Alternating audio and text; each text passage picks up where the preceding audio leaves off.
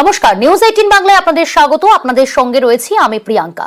4 বিধায়কের শপথে করা রাজ্য, সায়ন্তিকা রিয়াতের পুনরাবৃত্তি চায় না রাজ্য। বিধানসভার তরফে দ্রুত শপথের চিঠি রাজ্যপালকে। রয়েছে আমাদের সঙ্গে প্রতিনিধি আবির।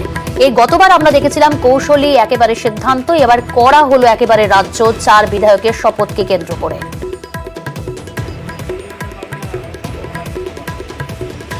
দেখো, প্রথম বিষয় হচ্ছে যে আজকেই নির্বাচন কমিশনের তরফ থেকে গেজেট নোটিফিকেশন হয়ে যেতে পারে। সেই গেজেট নোটিফিকেশন হয়ে গেলেই যে 4 বিধায়ক তাদেরকে শপথ চেয়ে রাজ্য পরিষদীয় দপ্তরের তরফ থেকে দ্রুত চিঠি যাবে হচ্ছে রাজভবনের কাছে।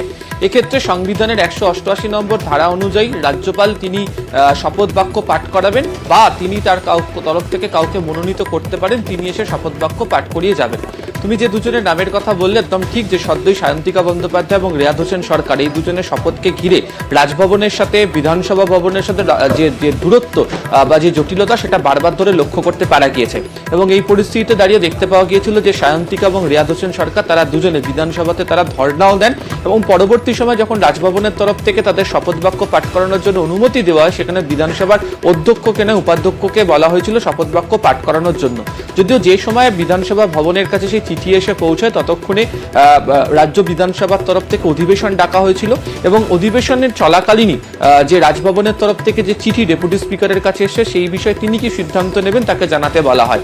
অধিবেশন কক্ষের মধ্যে তিনি উল্লেখ করেছিলেন যে যেহেতু স্পিকার উপস্থিত রয়েছেন, ফলে তিনি শপথ বাক্য পাঠ করাবেন না এবং এই দায়িত্ব যে তিনি নিতে চান না। এবং তারপরে দেখা যায় যে বিধানসভার অধ্যক্ষ সায়ন্তিকা বন্দ্যোপাধ্যায় এবং রেয়াদ হোসেন সরকার সেই দুজনের শপথ বাক্য তিনি পাঠ করিয়ে দেন।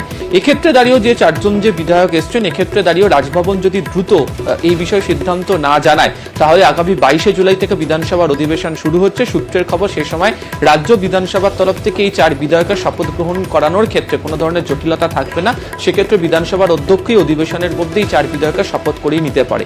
ফলে আজকে যে পরিষদীয় দপ্তর যে চিঠি সম্ভবত রাজভবনকে দিতে চলেছে, তার প্রেক্ষিতে রাজভবন কত তাড়াতাড়ি সিদ্ধান্ত যায় তার দিকে অপেক্ষা করে আছে বিধানসভা। না হলে আগামী 22 বা 23শে জুলাই শপথ হয়ে যেতে পারে এই নবনির্বাচিত 4 বিধায়কের। ধন্যবাদ আবির। শপথ তো হতেই হবে। আমাদের পিএ ডিপার্টমেন্ট রাজ্যপালের সঙ্গে যোগাযোগ করছেন, তাদের এটা এদের কর্তব্য, এবং রাজ্যপালের কাছে উনি যেটা কনস্টিটিউশনাল কনভেনশন যেটা নিয়ে আগে এত বিতর্ক হয়েছিল, এটাকে ফলো করে যদি স্পিকারের কাছে দেন, তাহলে আমরা তো শপথ পাঠ করে দিতে পারি। আর তা নাহলে আমাদের হাউস চললে পরে আমাদের হাউসে প্রথম ফার্স্ট আইটেম সেটা আমরা শপথ করি দেবো। আগের বারও আমরা যেতে পারবো। এটা তো সব জায়গায় হচ্ছে, ভারতবর্ষের সব রাজ্যে হচ্ছে, লোকসভাতে হচ্ছে। মিড টার্ম করে যারা জয়লাভ করে আসবে তাদের শপথ বাক্য স্পিকার পাঠ করান। দুর্ভাগ্যজনকভাবে আমাদের আগে রাজ্যপাল অন্যরকম চিন্তাভাবনা করেছিলেন, আমার মনে হয় এবার হয়তো অন্যরকম চিন্তাভাবনা করবেন। পঞ্চায়েত সমিতির দখল নিয়ে ধুন্ধুমার পূর্ত কর্মাধ্যক্ষ বনাম তৃণমূলের ব্লক সভাপতির বিবাদ।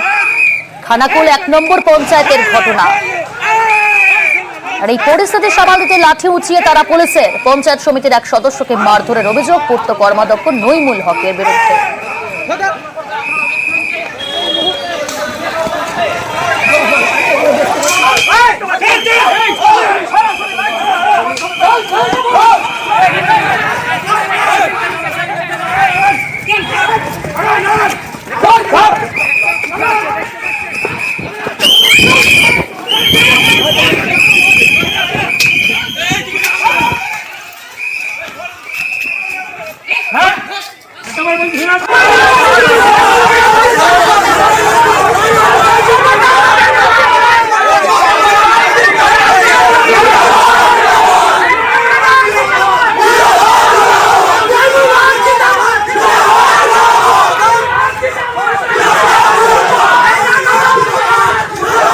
মারধরের ঘটনার পরই বোমাবাজি এলাকায়।